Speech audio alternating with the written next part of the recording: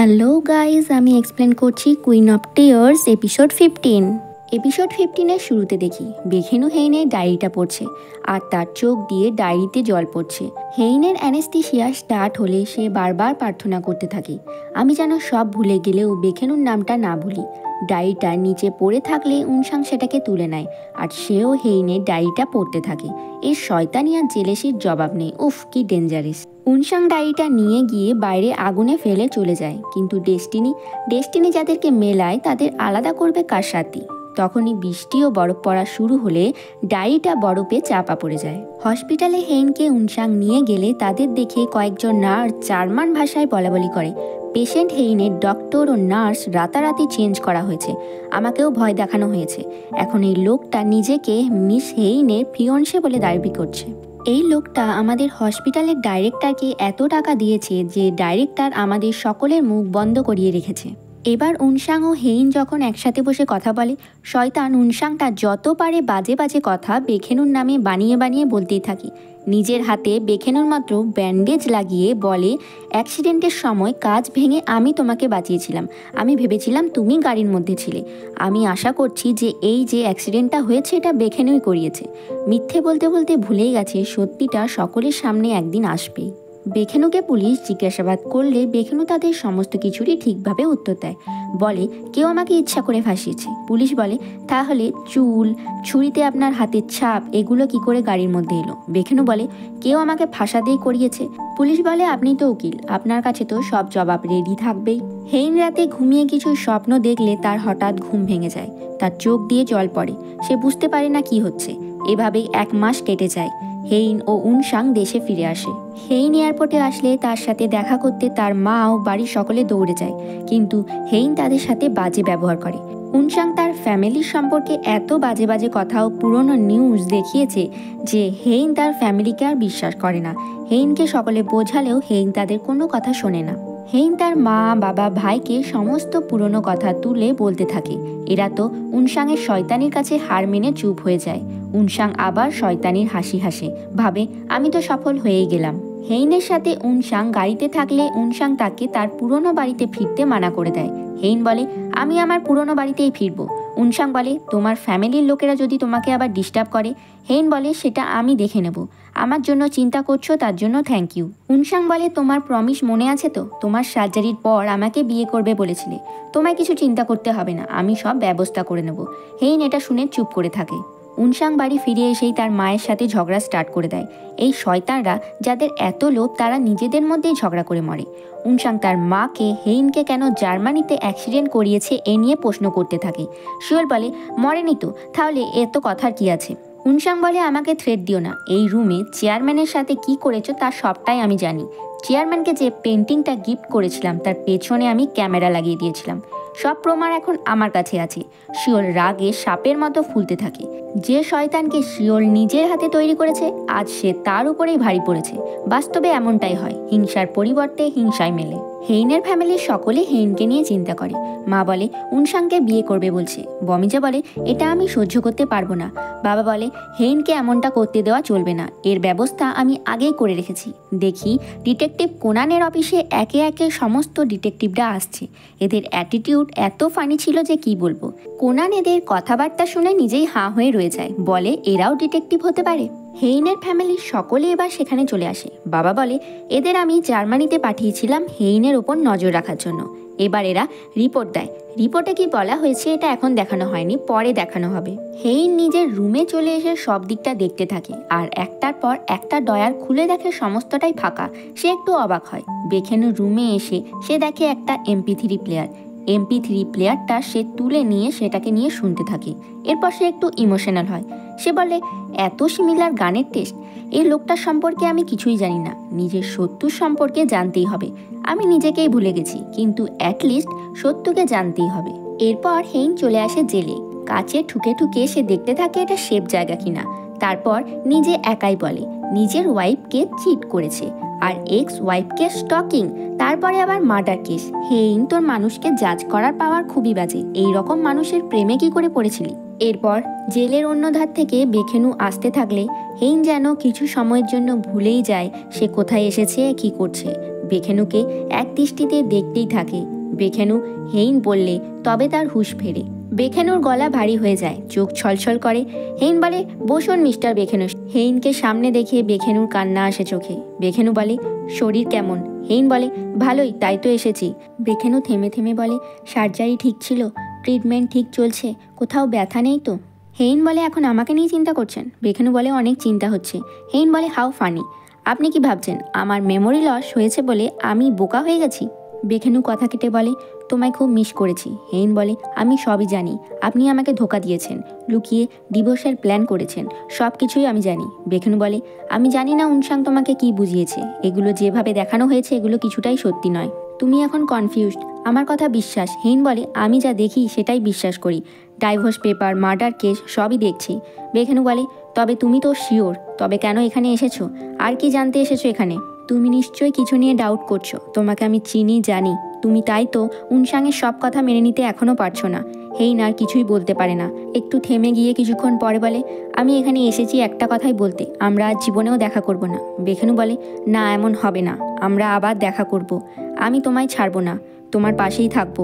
বেখেনু হেইনের বুমশুটা দেখে বলে, সার্জারির আগের প্রমিসগুলো আমি রাখবো। তোমার জ্ঞান ফেরার আগে আমি তোমাকে প্রমিস করেছিলাম তোমার পাশে থাকবো, কিন্তু থাকতে পারিনি। তার জন্য সরি। আমি এখান থেকে বেরোবই, তোমার কাছে যাবই, আমার প্রমিসগুলো রাখবই। বেখেনুর কথা বলার টাইম ফুরিয়ে যায়, তাকে পুলিশ নিয়ে যেতে থাকে। এভাবেই সে বলতে থাকে, খাবার ভালো করে খাবে, ওষুধ খাবে, ট্রিটমেন্ট করাবে ঠিক করে। এভাবেই পুলিশ তাকে টেনে টেনে নিয়ে যেতে থাকে।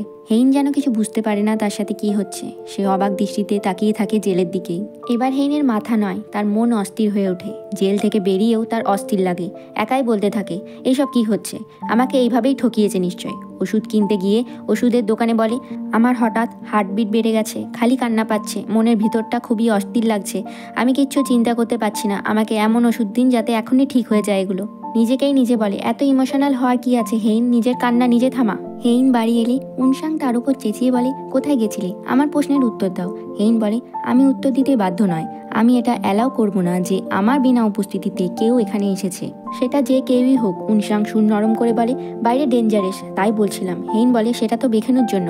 এখন তো সে জেলে, কিসের ভয়? উনসাং হেইনের গাড়িতে লুকিয়ে জিপিএস লাগিয়ে দিয়েছিল। হেইন প্রথমবার সার্জারির পর মলে এলে সকলে তাদের দেখে বলাবলি করে, এটা সত্যি এরা বিয়ে করছে। বেখেনুর আগে সেক্রেটারি বলে, চুপ চুপ, আমরা সিক্রেট পেপারে সাইন করেছি যাতে আমরা মুখ বন্ধ রাখবো। হেইনের আগের সেক্রেটারি বলে, চুপই তো আছি, আমি কি আর এখন ম্যামের সাথে কাজ করি নাকি? হেইন লিফটের কাছে এলে এক পুরনো এমপ্লয়ি এসে তাকে তার হালচাল জিজ্ঞাসা করে আর তাকে থ্যাঙ্কস জানায় তার মেয়ের হসপিটাল বিলে সাহায্য করার জন্য। হেইন তখন তার পুরনো সেক্রেটারিকে জিজ্ঞাসা করার জন্য ডেকে পাঠায়। তখনই আরেকটি মেয়ে এসে তাকে ধন্যবাদ জানায় তার মায়ের ফিউনারের সব ব্যবস্থা করার জন্য। মেয়েটি চলে গেলে হেইন এত ভালো কাজ করেছে তার জন্য নিজেকেই নিজে শাবাশি দিতে থাকে। সেক্রেটারি চিন্তা করে যে হেইন কেমন রুড, স্টোন হার্টেড একজন মানুষ ছিল। বলে, সবই তো শেয়ার করেছেন। হেইন তার পুরনো সেক্রেটারিকে আবার তার সেক্রেটারিতে অ্যাপয়েন্ট করে। বেখেনু জেলে থেকেও তার ফ্রেন্ডসদের ইনস্ট্রাকশন দিতে থাকে কিভাবে কেসটাকে এগিয়ে নিয়ে যেতে হবে। সমস্ত ফ্রেন্ডসরা চারিদিকে গিয়ে এভিডেন্স জোগাড় করতে থাকে। এদিকে বমিজা আর কোনানো বেখেনুকে হেল্প করতে থাকে। এরাও গিয়ে সব কিছু চেক করে। কোর্টে কেস স্টার্ট হলে বেখেনুর বিরুদ্ধে একের পর এক প্রমাণ দিতে থাকে অন্য পক্ষের উকিল। সমস্ত পরিবার কোর্টে উপস্থিত থাকে। উনসাংও সেখানে চলে আসে। এবার বেখেনুর ফ্রেন্ড কেস লড়তে স্টার্ট করে। একের পর এক প্রমাণ বেখেনু যে নির্দোষ সেটা সে দিতে থাকে। এতে বেখেনু জেল থেকে ছাড়া পেয়ে যায়। আসল দোষী ধরা পড়ে, কিন্তু সে উনসাংয়ের নাম নেয় না। বেখেনুর জেল থেকে ছাড়া পাবার দিন হেইন তার সেক্রেটারিকে নিয়ে দূর থেকে গাড়িতে লুকিয়ে অপেক্ষা করে। সেক্রেটারি বলে, এখানে কেন এসেছেন? হেইন বলে, ডেঞ্জারাস পার্সন আমায় স্টকিং করেছে। সেক্রেটারি বলে, এখন আপনাকে দেখে স্টকার বলে মনে হচ্ছে। বেখেনু জেল থেকে বেরোলে হিয়ন্তে ও মিশিয়ল দুজনেই তাকে জড়িয়ে ধরে তিনজনেই খুবই ইমোশনাল হয়। হেইন এসব দেখে সেসবগুলো ডায়েরিতে লিখতে থাকে। টুফুটা না খেলে হেইন সেটাও তার ডায়েরিতে লিখতে থাকে। সেক্রেটারি বলে, কি করছেন? হেইন হঠাৎ গাড়িতে লুকিয়ে পড়লে সেক্রেটারি তাকে বলে, দেখেনি, ওরা চলে গেছে। বেখেনুদের গাড়িটাও সে ফলো করতে থাকে। বেখেনুর বাবা তার ছেলে ছাড়া পাবার খুশিতে তার স্টোরের সমস্ত জিনিস ফ্রিতে বিলিয়ে দিতে থাকে। বেখেনু এলে বেগদু তাকে জড়িয়ে ধরে। গ্রামের সমস্ত লোকেরাই খুশি হয় তাকে দেখে। হেইন দেখে তার ভাই চিওলও বেখেনুকে জড়িয়ে ধরছে ইমোশনাল হয়ে। সে একটু অবাক হয় সকলেরই ভালোবাসা দেখে। বলে, বোনের এক্স হাজব্যান্ডের বাড়িতে এত আনন্দ করে কি করে আছে? দেখে মনে হচ্ছে এরা খুবই কমফোর্টেবল লাইফে আছে। বাড়ি ফিরলে বেখেনু দেখে তার মা তার জন্য তার প্রিয় খাবারগুলো বানাচ্ছে। বেখেনু এসে তার মাকে জড়িয়ে ধরে, তার মাও কেঁদে ফেলে। ফ্যামিলির সকলে একসাথে বেখেনুকে হাগ করে।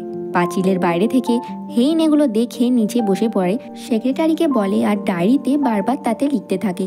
ফ্যামিলিটা ভালো, বেখেনু রেড বিন মিষ্টি পছন্দ করে, বাচ্চা নাকি এসব খায়। সেক্রেটারি বলে আপনার সত্যি কিছু মনে নেই?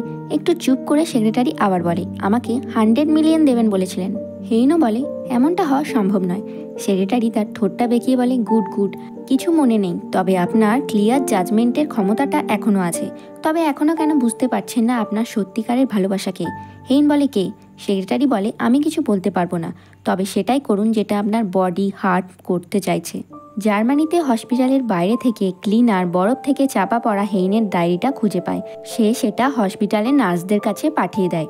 নার্সটা বলে কোরিয়ান ভাষায় লেখা আছে, তার মানে মিস হেইনেরই হবে, তাকে পাঠানোর ব্যবস্থা করার কথা বলে। বমিজা বেখেনুদের গ্রামে আসে আবার। এত স্টাইল মেরে আসতে থাকে, তাকে সকলে দেখতেই থাকে। বমিজা এসে বলে আমাদের জামাই ছাড়া পাবার খুশিতে কমিউনিটি হলে পার্টি হবে, সেখানে অনেক গেমও থাকবে, অনেক প্রাইজ পাওয়া যাবে। প্রাইজের নাম শুনে সকলে তো এক্সাইটেড হয়ে যায়, কিন্তু বমিজা তো চাইছিল আসলে ইয়ংসংকে ইমপ্রেস করতে। কমিউনিটি হলে সকলে নাচ গান করতে থাকে। এবার লটারির প্রাইজগুলো একের পর এক বেখেনু সকলের হাতে তুলে দিতে থাকে। বমিজা দেখে নেয় আগের থেকে ইয়ংসংয়ের কাছে কত নম্বর আছে। সে লুকিয়ে কায়দা করে আগেই 5 নাম্বারটা সরিয়ে রাখে। এবার বলে সে 5 নম্বর পড়েছে। সকলে ইয়ংসংকে কংগ্র্যাচুলেশন জানায় তার ওয়াশিং মেশিন পড়েছে এই বলে।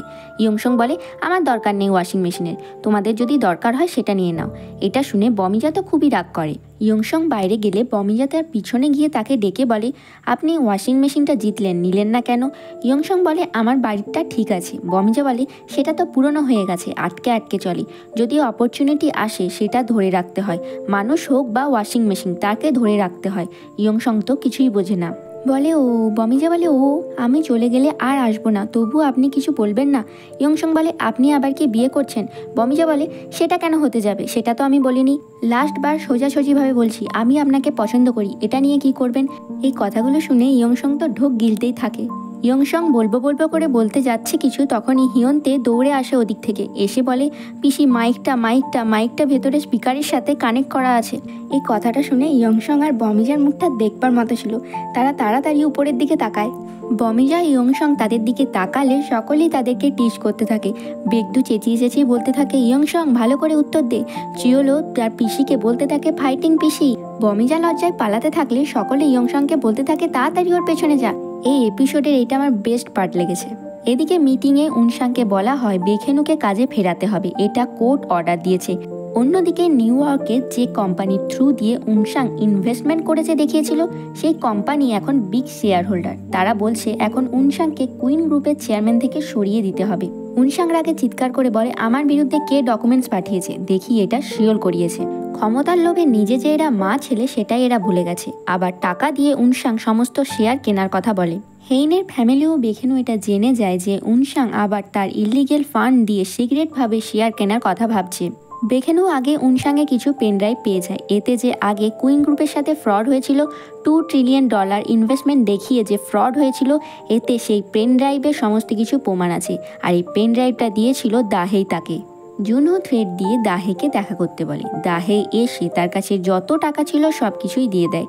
জুনহোর লোভ তবুও কমে না। সোনার বুদ্ধ মূর্তিটা কোথায় ও বাকি টাকা সব কিছুই দাহের কাছ থেকে চায়। দাহেই বলে সেগুলো কুইন ফ্যামিলির, আমি ওদেরকে সেগুলো দিয়ে দিয়েছি। জুনহো বলে শিওর ম্যাডাম তোকে সরিয়ে দিতে বলেছে। এবার দাহেকে কিডন্যাপ করে গাড়িতে করে নিয়ে যেতে থাকে। চিওল সাইকেল নিয়ে এদের পেছনে আসতে থাকে। গাড়িটা যেতে যেতে রেল গেটে আটকা পড়ে যায়। চিওল তাদের সামনে সাইকেল নিয়ে দাঁড়িয়ে পড়ে। সাইকেলটা তুলে নিয়ে এবার গাড়ির কাছে মারতে থাকে। এবার লোকগুলো বেরিয়ে চিওলকে মারতে থাকে, তবুও চিওল থামে না, তাদের অ্যাটাক করেই যায়। আর চিওলই খুব মার খেতে থাকে। দাহে চিৎকার করে কেঁদে কেঁদে চিওলকে পালিয়ে যেতে বলে, কিন্তু চিওল শোনে না। সে দাহেকে বাঁচানোর চেষ্টা করে যায়। চিওলকে নিচে ফেলে এরা সমানে মারতে থাকে। তখনই চিওলের মনে পড়ে তার পাস্টের কথা, হিয়ন্তের কথা। হিয়ন্তে তাকে বলেছিল অপরচুনিটির ওয়েট করতে হয়। তখনই জুনহুকে সে অ্যাটাক করে, একটা পাঞ্চ মেরেই তাকে নিচে ফেলে দেয়। এদিকে হিয়ন্তেরাও চলে আসে। হেয়ন্তে একাই অন্য লোকদের মেরে নিচে শুয়ে দেয়, পুলিশকে ফোন করে দেয়। দাহে চিওলের এই অবস্থা দেখে কান্না করতে করতে নিচে বসে পড়ে। দাহে কেঁদে কেঁদে অস্থির হতে থাকে। শেষে সে চিওলকে দেখে বলে, আই লাভ ইউ, আমি তোমাকে কোথাও ছেড়ে দিয়ে চলে যাব না। চিওল এই অবস্থাতে বলতে থাকে, আমিও তোমাকে ভালোবাসি। হেইন অফিসে এসে দেখে লিফটের সামনে বেখেনু দাঁড়িয়ে আছে। সে দৌড়ে বেখেনুকে দেখেই পালিয়ে যেতে থাকে।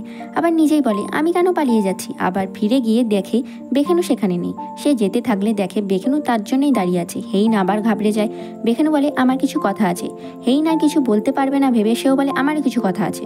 হেইন ও বেখেনু কথা বললে হেইন বলে, আবার এখানে কেন কাজে, আমার জন্য। বেখেনু বলে, এটা আমার কাজের জায়গা, আমি অন্য কোথাও যাব না। হেইন বলে, আমি আপনাকে দেখলে আনকমফোর্টেবল ফিল করছি, এখানে কাজ করতে হবে না, আমি আপনাকে দেখতে চাই না। বেখেনু কিছুক্ষণ তার দিকে তাকিয়ে বলে, খুবই কনফিডেন্স ছিলে নিজেকে নিয়ে, আমি নাকি তোমার আইডিয়াল টাইপ, আবার আমার নতুন করে প্রেমে পড়তে পারো, ভেবেছিলাম আমাকে একবার দেখলেই চিনে নেবে।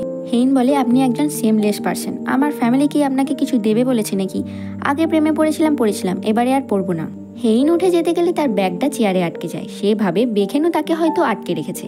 সে বলে, এমন করবেন না, ছাড়ুন ছাড়ুন বলছি, নালে কিন্তু ভালো হবে না। একটানা সে বকতেই থাকে। সে পিছন ঘুরে তাকায় না।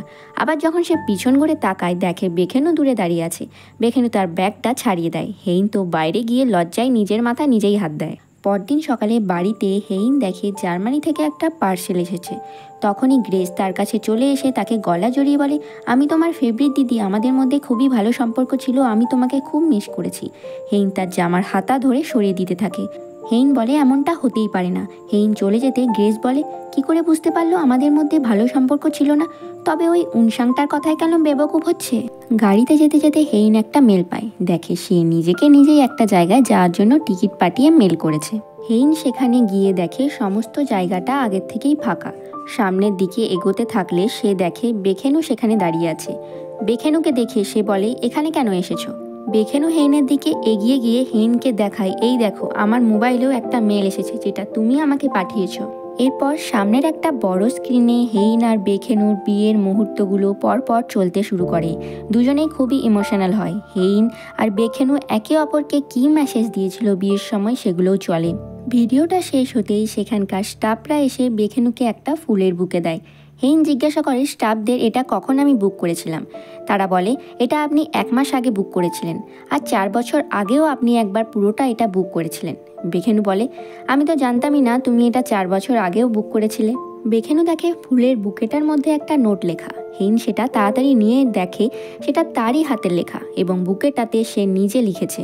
সে অবাক হয়, সেটা বিশ্বাস করে না। বেখেনু বলে, এবার কাউকেই তোমাকে বিশ্বাস করতে হবে না, সব জিনিসটাতেই সন্দেহ করো, সত্যিটা নিজে খুঁজে বের করো। হেইন দেখে বেখেনুর হাতে অনেক কাটার দাগ ও সেলাই রয়েছে। বাড়ি ফিরেই হেইন চলে যায় উনসাংয়ের কাছে। উনসাংকে গিয়ে সে বলে, আমার কিছু কথা জিজ্ঞাসা করার আছে। উনসাং বলে, আমি একটু বাইরে থেকে আসছি। উনসাং বাইরে গেলে সে দেখে উনসাংয়ের ট্যাবে সমস্ত জায়গার রুমের ও অন্য জায়গায় সিসিটিভি ফুটেজ কভারেজ হচ্ছে সেখানে। হেইন কিছু দেখে ফেলে। উনসাং আসতেই তাড়াতাড়ি ট্যাবটা সে নিচে নামিয়ে রেখে দেয়। উনসাং এসেই বলে, আমাদের ফ্যামিলি আমাদেরকে ছেড়ে দিয়েছে, আমি আর তুমি চলো ইউএসএতে গিয়ে নতুন করে জীবন শুরু করি। হেইন বলে, তুমি শিওর আমাকেও ছেড়ে দিয়েছে? হেইন বলে, পরে কথা বলবো আমরা। সে উঠে যেতে গেলে উনসাং তার হাতটা ধরলে হেইন দেখে নেয় উনসাংয়ের হাতে কোনো কাটার দাগ নেই। এদিকে সে তাকে বলেছিল কাজ ভেঙে সে হেইনকে বাঁচানোর চেষ্টা করেছিল। নিজের রুমে এসে হেইন সেক্রেটারিকে ফোন করে বলে, বেখেনুর নাম্বারটা যেন আমাকে পাঠাও। সে নাম্বার পাঠালে হেইন বেখেনুকে ফোন করে একটা জায়গায় দেখা করার কথা বলে। সামনে রাখা পার্সেলটা খুলে দেখে ডায়েরিটা। হেইন সেই ডায়েরিটা খুলে নিয়ে সেটা পড়া স্টার্ট করে। এবার পাস্টের দৃশ্য দেখানো হয়, যেখানে হেইন কেঁদে কেঁদে এই ডায়েরিটা লিখছে, আর প্রেজেন্টেও হেইন ডায়েরিটা পড়তে গিয়ে সে কাঁদছে। হেইন দৌড়ে বাড়ি থেকে বেরিয়ে যেতে থাকে, আর হেইনের গলায় কথাগুলো শুনি। সে ডায়েরিতে লিখেছিল, হেইন, তুই সব ভুলে গেলেও এটা মনে রাখবি বেখেনু তোর বেঁচে থাকার কারণ। বেখেনুকেই আমি মৃত্যুর আগে পর্যন্ত মনে রাখতে চাই। বেখেনু পাশে আছে বলেই আমি এত আজ খুশি। হেইন জোরে গাড়ি চালায় বেখেনুর কাছে চলে যাওয়ার জন্য। উনসাং হেইনের গাড়িটা ট্র্যাক করে নেয় মোবাইলে। হেইন আর বেখেনু রাস্তার এপারে আর ওপারে থেকে একে অপরের কাছে যাওয়ার জন্য অস্থির হয়ে ওঠে। হঠাৎ বেখেনু দেখে একটা বাস পেরোলে হেইন তার সেই চোখের সামনে থেকে গায়েব হয়ে যায়। বেখেনু দৌড়ায়, রাস্তার মাঝে চলে এলে একটা গাড়ি তাকে ধাক্কা মারে, সে নিচে পড়ে যায়। বেখেনুর খুবই আঘাত লাগে। এবার পাস্টের দৃশ্য দেখানো হয়, সেই ডিটেকটিভদের রিপোর্টগুলো দেখানো হয়। তারা বলে, আমরা হেইনের ওপর নজর রেখেছিলাম। উনসাং খুবই হেইনের খেয়াল রাখছিল, ওষুধ খাওয়ানো থেকে শুরু করে সব কিছুতেই। কিন্তু যেটা আমার নজর এড়ায়নি সেটা হলো, হেইনকে রুমাল দিয়ে মুখ মোছাতে চাইলে, হেইনের গায়ে কোট দিতে চাইলে, হেইন হেঁটে যেতে গেলে সব সময় হেইন উনসাংকে একটা কথাই বলেছে যে দরকার নেই, আমি করে নেব। আমার মতে যারা একে অপরকে ভালোবাসে তারা কখনোই তাদের টাচ করতে রিফিউজ করবে না, বরঞ্চ তাকে পাশে রাখার চেষ্টা করবে। হয়তো হেইনের কোথাও মনে হচ্ছে উনসাং তাকে সত্যি কথা বলছে না। হেইনের মেমোরি লস হয়েছে ঠিকই, কিন্তু তার বডি ও হার্ট জানে যে উনসাং হয়তো তার ভালোবাসার মানুষ নয়, তাই হেইন উনসাংকে টাচ করা পছন্দ করছে না। এগুলো শুনে হেইনের পরিবারও টেনশনে ফ্রি হয়ে দীর্ঘ নিঃশ্বাস ফেলে। ডিটেকটিভ বলে, উনসাংকে দেখে আমার একজন ডেঞ্জারাস পার্সন বলে মনে হয়েছে, তাই নজর রাখতে হবে। আর এখানে এপিসোড 15 শেষ হয়ে যায়। লাস্ট পার্ট মানে এপিসোড 16-এর জন্য স্টে কানেক্টেড।